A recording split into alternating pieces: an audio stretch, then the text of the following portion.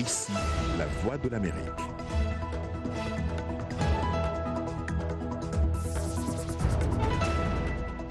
Bonsoir à tous, bienvenue dans cette nouvelle édition de votre journal. On commence tout de suite par les titres. Un transfert rapide du pouvoir à une administration civile. C'est ce que continue de réclamer le mouvement de contestation au Soudan qui bénéficie désormais du soutien de Washington. Offensive diplomatique pour Kim Jong-un. Le leader nord-coréen est arrivé en Russie ce mercredi. Une rencontre avec son homologue russe est prévue demain.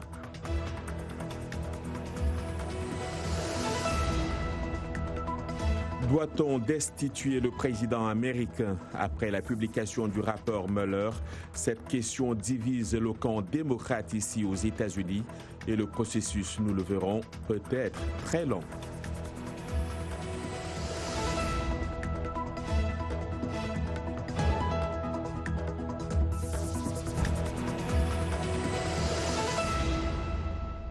Voilà pour les titres. Bonsoir à tous. Le calme n'est toujours pas revenu au Soudan. Le mouvement de contestation a encore fait monter la pression mercredi sur les dirigeants militaires en appelant à une marche d'1 million de personnes pour réclamer un transfert rapide du pouvoir à une administration civile.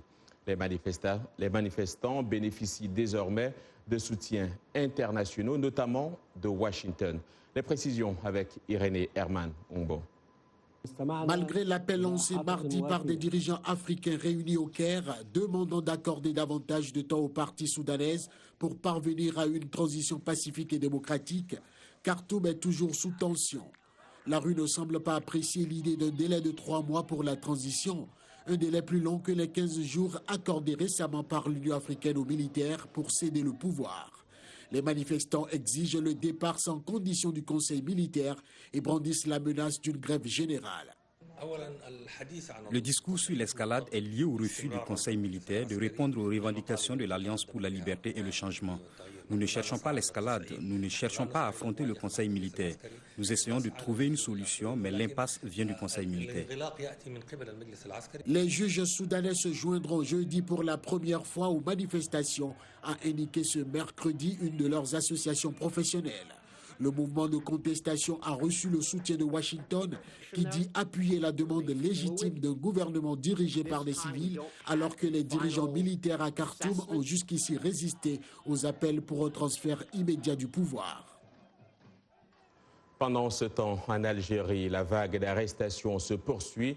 3 hommes d'affaires, Karim Nouattarek et Reda Kouninef, membres d'une famille proche du président déchu Abdelaziz Bouteflika, ont été placés ce mercredi en détention provisoire après avoir été entendus dans une affaire de trafic d'influence et de non-respect des engagements contenus dans des contrats conclus avec l'État.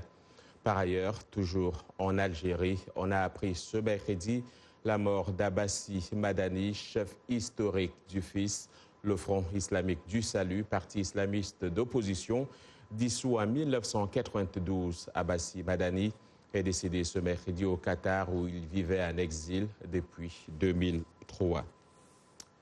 En RDC, une femme à la tête de l'Assemblée nationale, Janine Mabunda, députée du parti de l'ancien président Joseph Kabila, a été élue ce mercredi.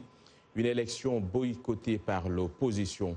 Conseillère de l'ancien président Kabila en matière de violences sexuelles et de recrutement d'enfants dans les groupes armés, jusqu'aux élections de décembre 2018. Elle était retenue comme seule candidate pour diriger cette institution à l'issue d'âpres négociations avec les autres familles politiques. Avec elle, 6 autres membres du bureau définitif ont été élus, à l'exception du poste du rapporteur réservé à l'opposition. L'opposition qui a d'ailleurs saisi le Conseil d'État pour contester ces élections et la répartition faite en violation, selon elle, de la Constitution et de l'ordre intérieur de l'Assemblée nationale. La tension n'est pas retombée au Tchad où un représentant de la société civile, notamment du collectif contre la vie chère, a été arrêté après avoir maintenu son appel à manifester jeudi pour protester contre la pénurie de gaz. une pénurie de gaz qui affecte le pays depuis plus de 2 mois. Pour parer à la situation, le gouvernement tchadien avait autorisé l'importation de gaz du Nigeria ou du Cameroun, mais les besoins en énergie de la population ne sont toujours pas satisfaits. Le porte-parole de la police, le colonel Paul Manga, a confirmé cette arrestation sans donner plus de précisions. On sait néanmoins que la manifestation avait été interdite par le gouvernement.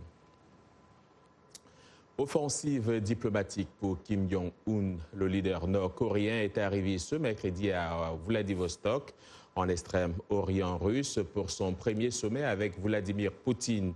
Pyongyang cherche des appuis en pleine impasse diplomatique avec Washington sur le nucléaire. Kim Jong-un doit s'entretenir jeudi avec Vladimir Poutine. Il s'agira de sa première entrevue avec un chef d'État étranger depuis son retour de Hanoï, après le fiasco diplomatique avec le président Donald Trump.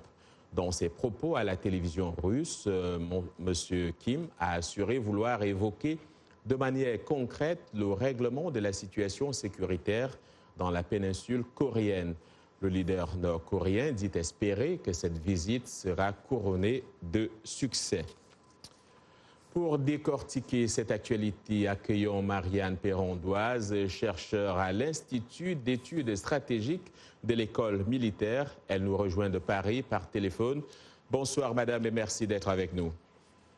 Bonsoir. Alors, qu'est-ce qui, selon vous, peut justifier cette visite de Kim Jong-un en Russie, surtout lorsqu'on sait qu'il a été invité à plusieurs reprises par Moscou et qu'il a toujours décliné ses invitations? Oui, alors vous avez mentionné une offensive diplomatique et c'est vrai qu'en première lecture, ce sont des enjeux diplomatiques qui motivent ce déplacement. Et les deux dirigeants, d'ailleurs, ils trouvent satisfaction l'un et l'autre puisque cela conforte leur stature et on sait que la reconnaissance de statut est très importante à la fois pour Vladimir Poutine et pour Kim Jong-un. Ce dernier, il consolide son profil d'homme d'État. Il veut montrer qu'il a des options, qu'il n'est pas à court après ce semi-échec du sommet de Hanoï. Et Moscou veut montrer que dans le règlement de la crise et du dossier nucléaire nord-coréen, eh bien, il a un rôle à jouer. Et bien sûr, il y a des enjeux économiques qui sont sous-jacents parce que Kim Jong-un n'a pas obtenu l'allègement des sanctions qu'il escomptait pour lancer sa réforme économique et il compte sur le soutien de la Russie à la fois pour relancer et soutenir cette idée d'une nouvelle approche diplomatique dans le domaine de la dénucléarisation au sein du Conseil de sécurité et dans l'immédiat pour fournir une assistance, ne serait-ce qu'un soutien alimentaire à la Corée du Nord qui traverse une mauvaise passe, il faut le reconnaître. Alors, il y a bien sûr l'allié de toujours, la Chine. Quel est l'état des relations aujourd'hui avec la Chine et puis quel est le rôle que la Chine peut jouer dans ce retour, si retour il y a d'ailleurs, sur de la Corée du Nord sur la scène internationale? Alors la Chine est le soutien de toujours et elle ne peut que soutenir d'ailleurs le travail que peut faire la Russie pour l'aider au sein du Conseil de sécurité à infléchir l'attitude très maximaliste des États-Unis qui veut la dénucléarisation immédiate, totale et irréversible.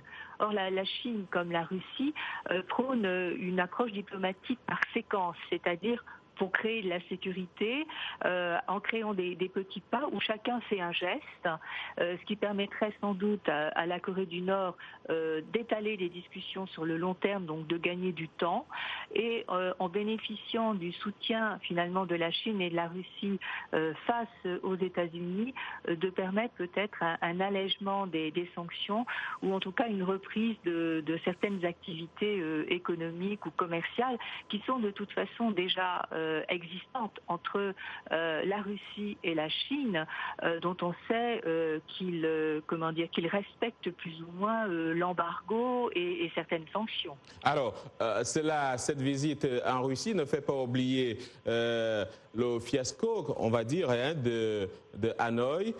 est-ce que le problème de la dénucléarisation, qui reste le point d'achoppement entre les États-Unis et la Corée du Nord, pourra être résolu selon vous?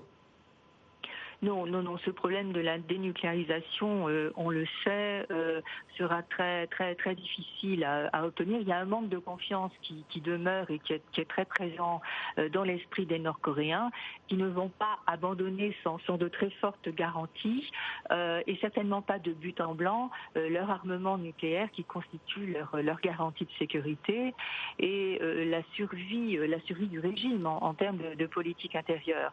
Donc le processus sera compliqué et c'est vrai que Kim Jong-un a vraiment besoin du soutien tant de la Russie que de la Chine au sein du Conseil de sécurité pour tenter d'infléchir cette attitude des États-Unis. Marie-Anne Perrandoise, merci d'avoir été avec nous. Je rappelle que vous êtes chercheur à l'Institut d'études stratégiques de l'École militaire à Paris. Merci à vous.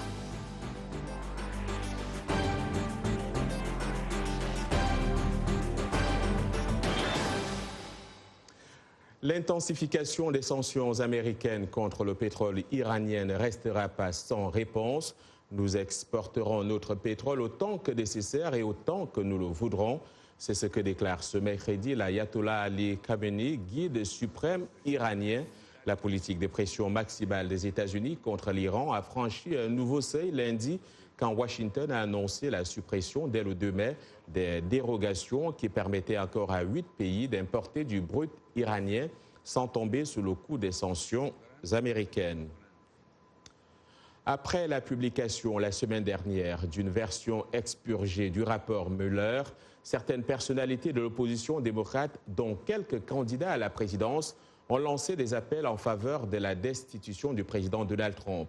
Mais dans l'ensemble, les démocrates semblent divisés sur la poursuite ou non du long et controversé processus de destitution du président.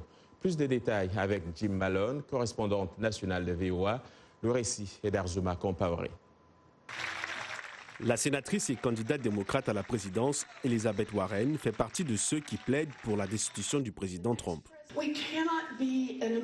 Nous ne pouvons pas être une Amérique pour laquelle il est acceptable pour le président d'essayer de bloquer des enquêtes le concernant. Pour le moment, la présidente de la Chambre, Nancy Pelosi, s'oppose à la destitution. Elle estime que pour poursuivre la voie de la destitution, il faut non seulement disposer de preuves solides d'une infraction, mais également impliquer à la fois des démocrates et des républicains. De nombreux démocrates restent divisés sur la question. Est-ce la meilleure chose pour le pays de se lancer dans une procédure de destitution parce que faire autrement enverrait le message que cette conduite est tolérable dans une fonction publique? Ou est-il dans l'intérêt du pays de ne pas engager une procédure de destitution qui, nous le savons, ne passera pas au Sénat parce que les dirigeants républicains ne feront pas leur devoir? Même les démocrates qui soutiennent la destitution reconnaissent que le processus est long et politiquement risqué. Au moment où la procédure de destitution débuterait, nous pourrions déjà être en 2020. Le plus important, c'est que le président voulait entendre dire qu'il n'y a pas eu de collision. Même si les démocrates suspendent le projet de destitution, le rapport Mueller attirera sans doute l'attention des candidats démocrates à la présidence tout au long du cycle électoral de 2020. Ajoutons toujours ici aux États-Unis que la Maison-Blanche a de nouveau raté mardi la date butoir fixée par les démocrates pour obtenir les déclarations d'impôts du président républicain Donald Trump, laissant augurer d'une âpre bataille judiciaire. Le Trésor américain a repoussé au 6 mai sa décision finale sur cette demande. Sans précédent, le temps de consulter le ministère de la Justice, a expliqué le secrétaire au Trésor Steven Mnuchin dans une lettre. Vous regardez Le Monde aujourd'hui en direct de Washington sur VOA.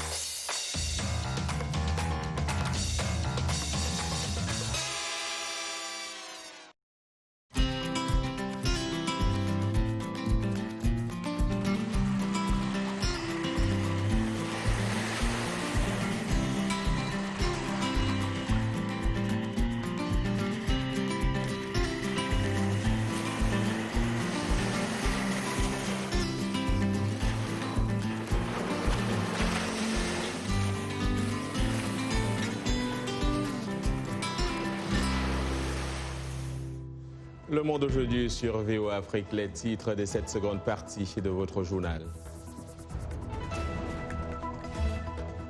Les bonnes affaires du coton au Mali. Le pays est devenu le premier producteur en Afrique. La filière fait vivre près de 40% de la population rurale du pays.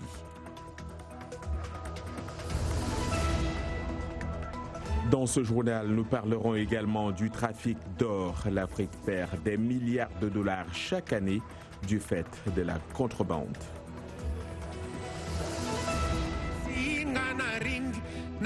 Et que le temps passe vite. Il y a 3 ans, Papa Wemba nous quittait.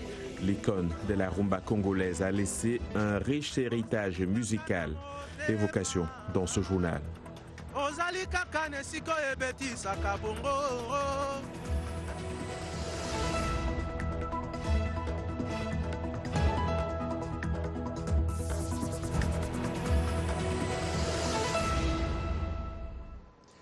Des milliards de dollars d'or passent chaque année en contrebande hors de l'Afrique et acheminés à travers les Émirats arabes unis, une passerelle vers les marchés européens, américains et vers le reste du monde. Une analyse de Reuters montre à quel point ce trafic est en hausse, alors même que les pays occidentaux délaissent le minerai en faveur des droits de l'homme et de l'environnement. Récit de Jade Rivet. Les statistiques douanières montrent que les Émirats arabes unis ont importé pour 15,1 milliards de dollars d'or d'Afrique en 2016, soit plus que n'importe quel autre pays, contre 1,3 milliard en 2006. Une grande partie de l'or n'a pas été enregistrée dans les exportations des États africains. 5 économistes interrogés par Reuters ont déclaré que cela indique que de grandes quantités d'or quittent l'Afrique sans payer de taxes aux États qui les produisent. Les méthodes informelles de production d'or, connues dans cette industrie sous le nom d'exploitation artisanale ou à petite échelle, se développent énormément. J'ai commencé l'école à un très jeune âge, mais à un moment, mes parents n'ont plus pu payer mes frais de scolarité. À l'école, certains de mes amis étaient dans l'exploitation minière à petite échelle. J'ai perdu mon père peu après avoir arrêté l'école. Comme je n'avais plus de soutien pour reprendre mon éducation, j'ai décidé de faire comme mes amis et de rejoindre l'exploitation minière à petite échelle. Bien qu'il soit compliqué de donner la valeur exacte d'or qui quitte illégalement l'Afrique, Reuters a tenté de mesurer l'ampleur du trafic en comparant les importations totales aux Émirats arabes unis avec les exportations déclarées par les États africains. Les sociétés minières en Afrique ont déclaré ne pas renvoyer leur or aux Émirats arabes unis, ce qui indique que les importations de ce pays, en provenance d'Afrique, proviennent d'autres sources informelles, c'est-à-dire de l'or extrait par des personnes, y compris des enfants, qui ont très peu de supervision et aucun lien avec les grosses entreprises d'extraction. Je m'appelle Kobi et je n'ai aucune idée de ce que les étrangers font avec tout cet argent. Des États africains tels que le Ghana, la Tanzanie et la Zambie se plaignent que de l'or soit produit à grande échelle illégalement et sortent de leur pays en contrebande, parfois par le biais d'opérations criminelles et souvent à un coût humain et environnemental élevé. De l'or jaune, passons à l'or blanc. Le Mali est devenu le premier pays producteur de coton en Afrique, dépassant le Burkina Faso avec une production estimée à plus de 700 000 tonnes pour la saison 2017-2018. Un produit qui représente le quart des exportations et fait vivre 40% de la population rurale du pays. Cependant, très peu de ce coton est transformé sur place. Plus de détails avec Thierry Kaoré. Dans ce vaste champ de coton situé au sud-est du Mali, Daouda Kamara et sa famille sont à pied d'œuvre pour la récolte. Cela représente beaucoup pour eux. C'est utile car les producteurs de coton obtiennent des engrais. Par contre, ceux qui ne le font pas ont des difficultés à les obtenir, même s'ils ont de l'argent. Et c'est ce coton entassé dans les champs ici qui sera ensuite acheminé vers l'usine de grainage. Mais seule une petite partie de cette récolte sera transformée au Mali, car le plus souvent, le coton malien est exporté à l'état brut. Les professionnels de la transformation du tissu traditionnel veulent changer la tendance. J'ai à cœur à ce que ce soit transformé ici et non pas exporté sous forme brute. Voilà, il y a des métiers, il y a du savoir-faire et c'est un réel enjeu social, culturel et de patrimoine. Donc c'est regrettable que tout parte non valorisé. Comatex, la seule usine de transformation de coton du pays, ne traite que 1% de la production et la forte concurrence étrangère n'arrange pas la chose.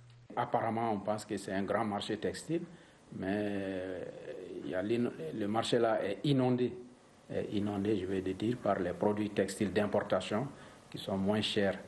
Bon, ça entrave beaucoup les activités de l'entreprise. Dans le classement 2018 du Forum économique mondial, le Mali occupe la 26e place sur les 38 pays africains les plus compétitifs. Réduire les importations en transformant localement ces produits permettra au Mali de booster son économie et de mériter son rang de premier producteur de coton du continent. Yacouba Ouedraogo nous a rejoint pour les sports. Yacouba, l'affiche de la finale de la CAN des moins de 17 ans est connue. Bonsoir. Bonsoir John et bonsoir à vous, amis sportifs. Effectivement, la finale de la CAN des moins de 17 ans, Tanzanie 2019, opposera la Guinée au Cameroun. Les deux demi-finales disputées ce soir ont été décidées au tir au but. Et dans le premier match, le Sili national cadet est venu à bout du Nigeria avec 10 tirs réussis contre 9. Le score était de 0-0 à la fin du temps réglementaire. Quant à la jeune formation camerounaise, réduite à 10 en début de seconde mi-temps, elle a su résister, menaçant même de temps à autre les buts angolais. C'est toutefois aux épreuves de pénalty que l'Angola, très technique, allait tomber, ayant raté 2 tirs, alors que le Cameroun a réalisé un sans faute dans cette épreuve décisive. Score 4-3, on dira tout simplement félicitations à John Lindon.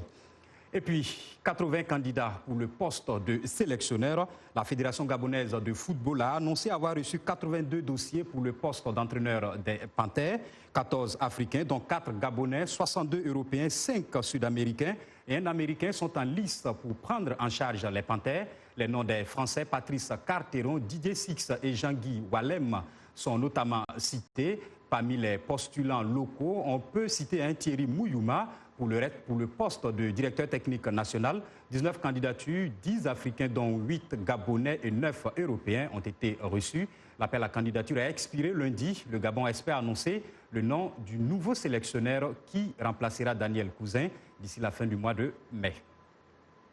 NBA, pour finir, les affiches des demi-finales des playoffs se précisent. Les Raptors ont écrasé les Orlando Magic 115-96, décrochant ainsi leur billet pour les demi-finales de la conférence Est.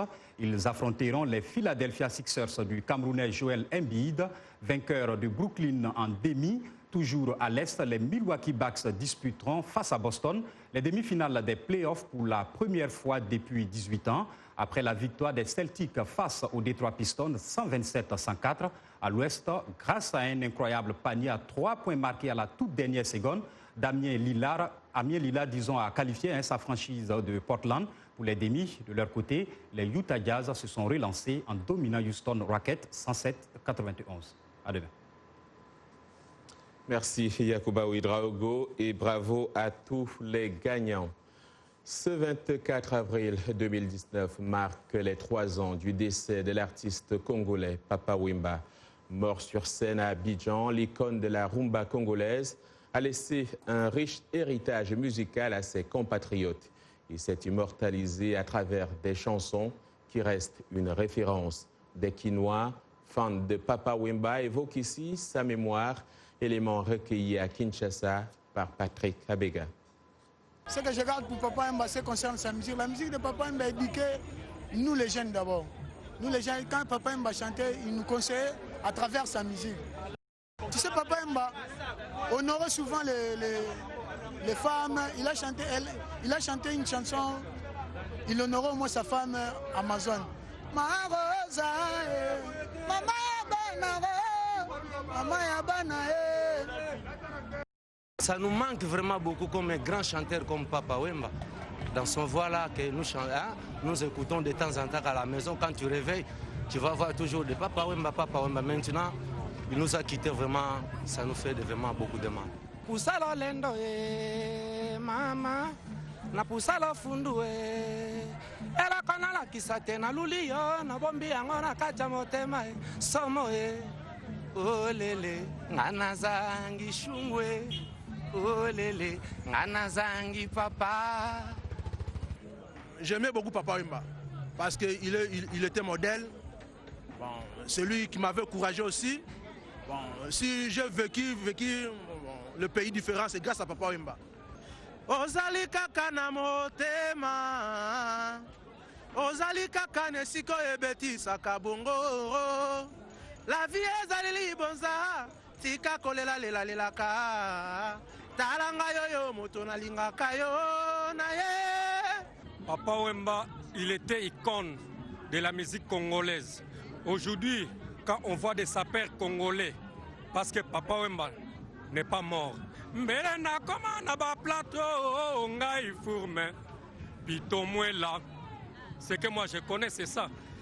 Kangola zala kamwana moke ngala kaka femme jeudi na kola taninyo mokolo samedi onga mokolo nankoa bakolela ngana ninyo kaite botote elamba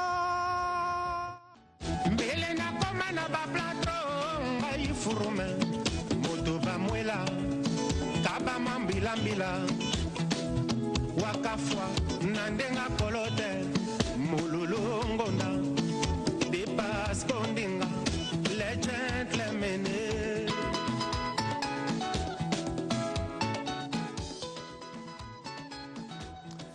L'artiste ne meurt jamais, Papa Wemba, qui nous a donc quittés il y a 3 ans. C'est ici que s'achève ce journal. Merci à toute l'équipe qui l'a préparé et à vous de l'avoir suivi.